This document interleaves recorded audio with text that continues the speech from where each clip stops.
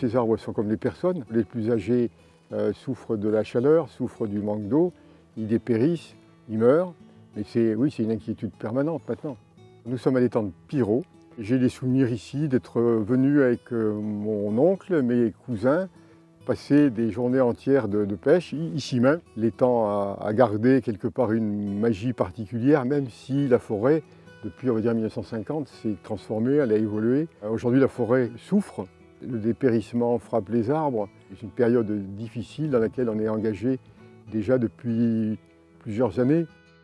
Je m'appelle Alexandre Bessard, j'ai 76 ans. Je suis né en pays de Tronchet, à quelques kilomètres. Et à la retraite, je suis revenu passer la majeure partie de mon temps en pays de Tronchet, que j'aime beaucoup. Puis il a un charme, une particularité, une personnalité qui m'attire.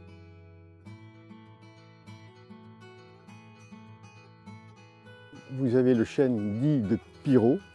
Et le chêne de Pirot a la particularité d'être totalement atypique par rapport au chêne de la forêt domaniale de Tronchet, classé forêt d'exception depuis décembre 2017. C'est un chêne qui ici, au rond dit des pêcheurs, rassemble par définition les pêcheurs de l'étang de Pirot, puisque c'est un étang qui a une vocation de pêche. L'étang de Pirot est un réservoir, environ 80 hectares, qui a été créé au milieu du 19e siècle. La qualité des bois de Tronchet est une qualité unique.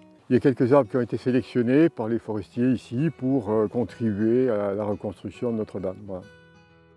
L'évolution du climat à travers les canicules des dernières années, le manque d'eau fait que les arbres ont de plus en plus de souffrance. C'est un combat qui va durer des années et des années et la forêt n'en sortira pas comme elle était il y a quelques années ou quelques décennies. Regardez là, devant, au-dessus de vous.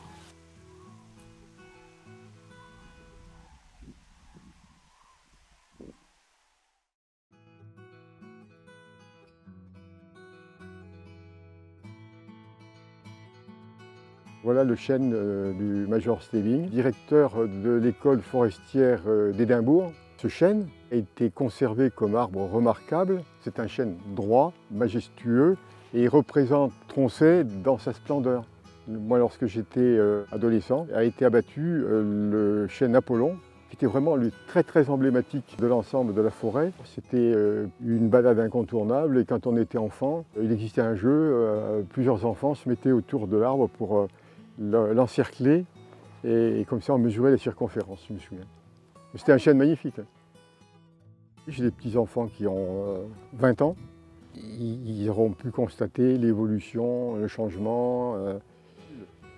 Il y a une magie des années 50, début des années 60, etc. Oui, c'est indéniable qu'il y a un souvenir particulier. Il y a sûrement même une forme de nostalgie de cette époque. Bon, la forêt était plus dense. Une de mes parentes me disait qu'elle était plus gaie. Donc l'espoir qu'il peut y avoir, c'est que dans les jeunes pousses, les jeunes arbres, il y ait des gènes qui soient adaptés au réchauffement climatique. Là réside l'espoir.